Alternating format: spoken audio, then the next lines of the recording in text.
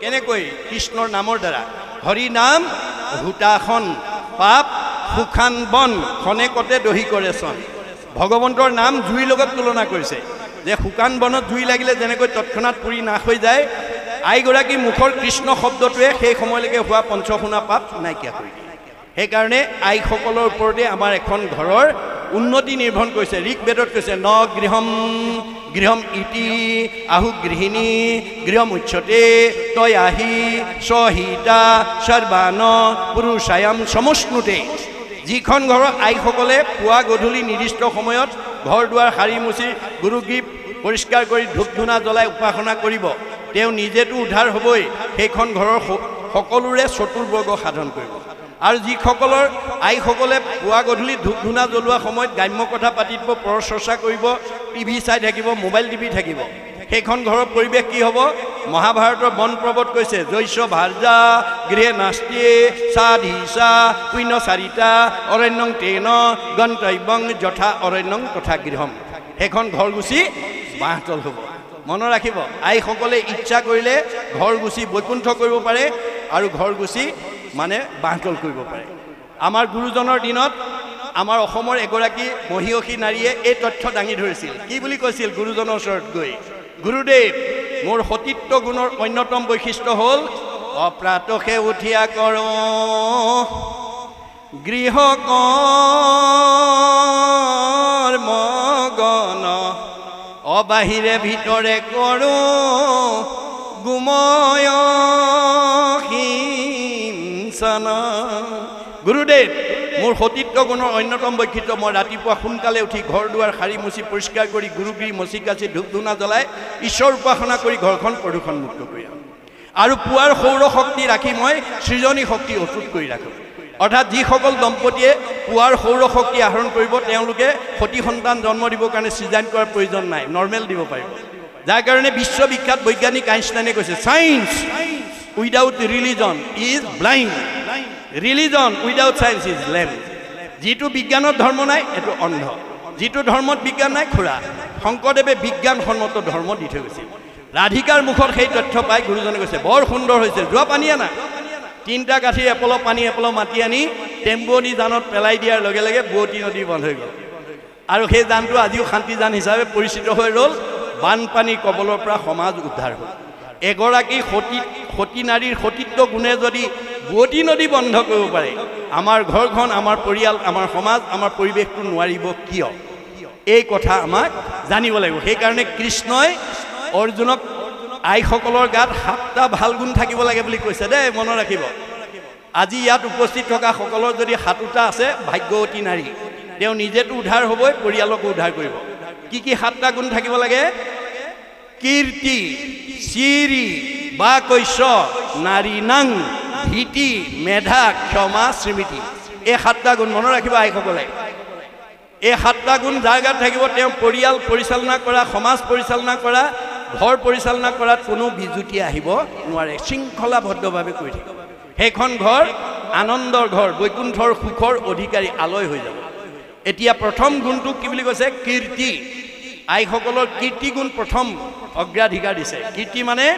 যে আইসকলৰ কামবিলাক আনে দেখি প্ৰশংসা কৰাৰ দৰে সুন্দৰভাৱে কৰিব লাগিব কেনেকৈ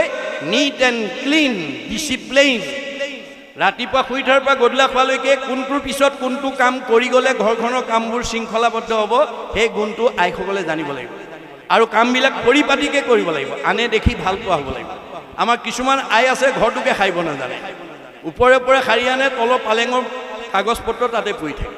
পিছৰজনীয়ে গৈ যেতিয়া সাৰি আনি পেলাই সকলো উলিয়াই আনে কোনে সাৰিছিলে এইবোৰ চব দেখোন পালেঙৰ তলত থাকিলে লাগিলে দুইজনীৰ মাজতে মনত ৰাখিব কথাটো গতিকে আমাৰ কামবিলাক নিট এণ্ড ক্লিন হ'ব লাগিব পৰিষ্কাৰ পৰিচ্ছন্ন হ'ব লাগিব এইটো 1 নম্বৰ গুণ কীৰ্তি চিৰি 2 নম্বৰ নিজেও ধুনীয়া হৈ থাকিব লাগিব ঘৰখন ধুনীয়া কৰি ৰাখিব লাগিব আৰু স্বামী স্ত্ৰী বা পৰিয়ালবৰ্গ যাতে শ্ৰীহীন হ'বলগীয়া ঠাইলৈ গৈ অখাদ্য খাই যাতে শ্ৰীহীন হ'ব লগা নহয় তাৰ আগতে আইসকলে চোকা দৃষ্টি ৰাখিব লাগে যাৰ কাৰণে ৰাধিকা সতীয়ে সেই কথা কৈছিল কি বুলি যদি স্বামী মন্দ কৰ্ম কৰে আচৰণ মিষ্ট বাক্য কৰি তাক কৰুণী বাৰণ ৰাধিকা সতীত্ব গুণতে এখন ঘৰ সুন্দৰকৈ চলাৰ সকলো নিয়ম অন্তৰ্নিহিত হৈ আছে মনত ৰাখিব কথাটো যিগৰাকীয়ে গুৰুজনৰ দিনত অলৌকিকক লৌকিক কৰি অবাস্তৱক বাস্তৱ কৰি দেখুৱাই থৈ গৈছে তেওঁ কৈছিল যে মোৰ স্বামী যদি কেনেবাকৈ ভুল পথে যোৱা দেখো মই ভাল উপদেশৰ তেওঁক ভাল পথলৈ অনাৰ ব্যৱস্থা কৰোঁ কেনেকুৱা ভুল পথলৈ গ'লে তুমি অগ্ৰাধিকাৰ দিয়া বোলে যদি কলি থকা ঠাইলৈ যায় কলি ক'ত থাকে মই অলপ আগতে আলোচনা কৰিছোঁ জৈত খেলে জোৱা পাশা কৰে মদ্যপান স্ত্ৰী পঞ্চ শুনা গৃহস্থৰো থাকে জৈত এই চাৰি স্থানত দিলোঁ বংশগয়া তৈত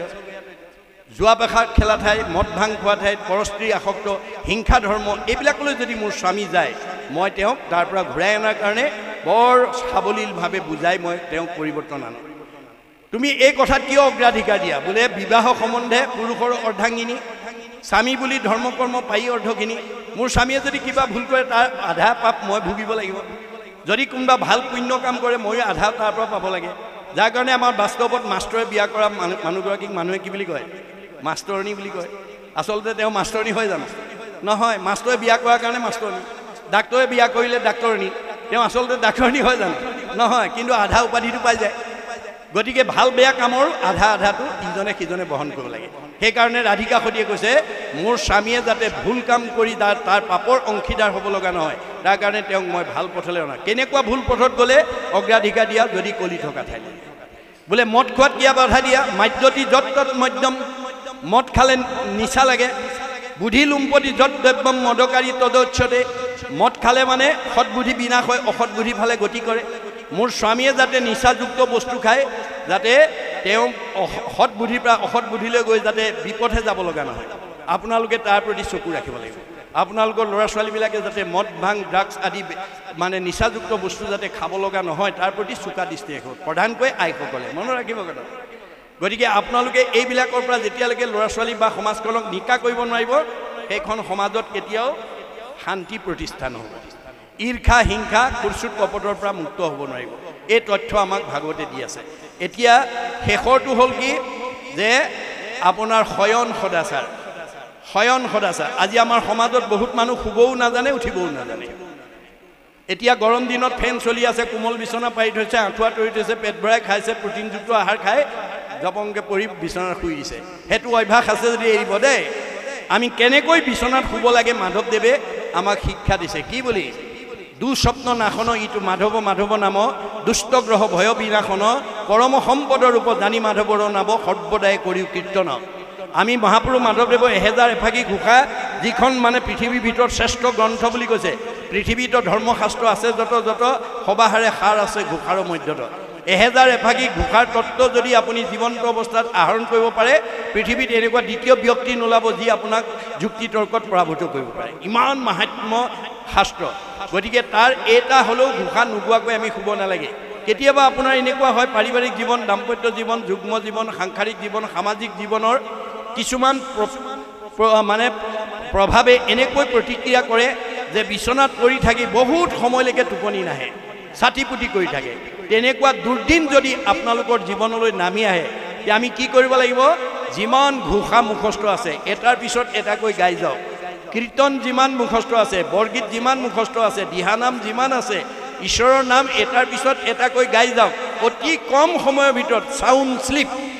মধুৰ টোপনি আহি যাব মনত ৰাখিব কথাটো মধুৰ টোপনি আহিব আমাৰ এতিয়া বহুতে উঠিবও নাজানে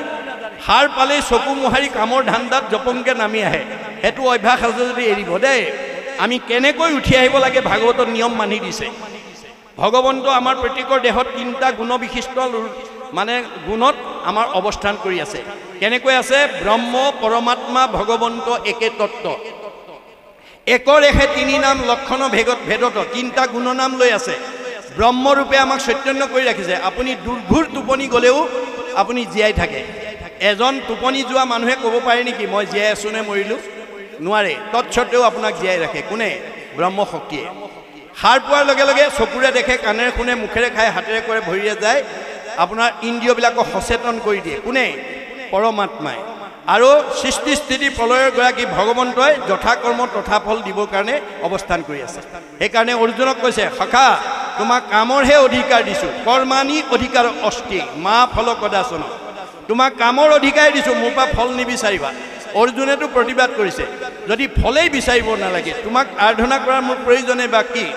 কৃষ্ণে বোলে শুনাত আৰু হেতু মহাবল নুখুজিলে ঈশ্বৰে আপুনি দেন্ত বল হে অৰ্জুন তুমি মোৰ পৰা ফল বিচাৰিব নালাগে মই নুখোজাকে দিম নুখোজাকে দিয়া বোলে প্ৰমাণ যেন আতি শিশু চোৱা ভক্ষ নুখোজয় তথাপিতো স্নেহে থাকি মাতৃস্তন দেশ এটা কেঁচুৱাই গাখীৰ নিবিচাৰিলে বুলি মাকে বিচনাত পেলাই থৈ দিনটো কামতে আসক্ত হৈ নাথাকে কৰ্মৰ মাজৰ পৰাই পুত্ৰ স্নেহত আপ্লুত হৈ এগৰাকী মাতৃয়ে যেনেকৈ নিজৰ সন্তানক স্তনদান দিয়ে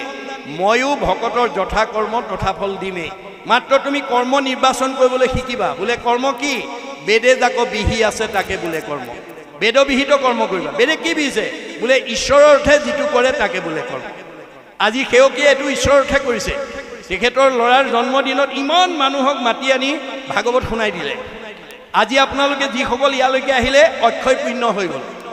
যিকণ সময় আপোনালোকে ভাগৱত শ্ৰৱণত দিলে যিমানে কৃষ্ণক দিয়ে সেইকে অক্ষয় ইহাক নিবাক একো জনে নপাৰে আমাৰ সকলোকে অক্ষয় পুণ্য সঞ্চয় কৰাৰ কাৰণে গৃহস্থী পৰিয়ালটোৱে আজি আমাক সহায় কৰিলে তাৰ কাৰণে তেওঁলোকৰ কি হ'ব পৰোপকাৰায় পুণ্যম তেওঁলোকৰ পুণ্য আহৰণ হ'ব এই তথ্য এই আদৰ্শৰে আমি যাতে আমাৰ পাৰিবাৰিক জীৱন দাম্পত্য জীৱন যুগ্ম জীৱন সামাজিক জীৱনৰ কৰ্মবিলাকত যাতে আগবাঢ়ি যাব পাৰোঁ এই তথ্য দিছে এতিয়া এইখিনিলৈকে ভগৱন্ত কপিলে মাকক কোৱাৰ চলে আমাক কি ক'ব বিচাৰিছে ভগৱন্ত নিগদতি শুনামাও দেৱহূতি এহি ধ্যানে যিটো মুক্ত ভৈলা আমাৰ বৈদিক নিয়ম মতে 8 প্ৰকাৰ অষ্টাংগ যোগৰ দ্বাৰা ভগৱন্তক চিন্তা কৰিলে জীৱই গতি পায় যম নিয়ম আসন প্ৰাণায়াম প্ৰত্যাহাৰ ধ্যান ধাৰণা সমাধি কিন্তু আমাৰ গুৰুজনৰ দিনত এতিয়া সেইখিনি আমাৰ প্ৰয়োজন নাই আমি সেইখিনি বৈদিক যুগৰ নিয়মেৰে আমি ঈশ্বৰক ভজিব নালাগে আমাৰ 9বিধ ভক্তিৰ ভিতৰত যিকোনো এবিধ আচৰণ কৰিলে আমাৰ জীৱই পৰম গতি পাব পাৰে যদ্যপি ভকতি নৱবিধ মাধৱৰ শ্ৰৱণ কীৰ্তন আতি মহাশ্ৰেষ্ঠত শ্ৰৱণ কীৰ্তন যিটো আজি আমি কৰিছোঁ এইটো সৰ্বশ্ৰেষ্ঠ বুলি কৈছে গতিকে এই ধৰণে যেতিয়া ভগৱানক তুমি ধ্যান কৰিবা দেহাকো নেদেখা আৰু কিবা আছে কিবা নাই কিবা আসনতে বহি ৰৈলা আপোনালোকে এতিয়া ইমান সময় বহি আছে কটখনতে বহি আছে ঘৰত বাৰু ইমান সময় অকলে বহি থাকিব পাৰিলেহেঁতেন নে নোৱাৰে আজি কোনে বহাইছে আপোনালোক কিয় বহিছে এই কথা উপলব্ধি কৰিব লাগিব আমাৰ বেদত কৈছে স পৰম অনুৰক্তি ঈশ্বৰেই ভক্তি আজি আপোনালোক যিসকলে বহি আছে এটা আগ্ৰহ লৈ বহি আছে কাৰণে এটা আগ্ৰহ লৈ বহি আছে কাৰণে আপোনালোকে ইমান সময় বহি থাকিব পাৰিছে এইটোৱে হৈছে ভক্তি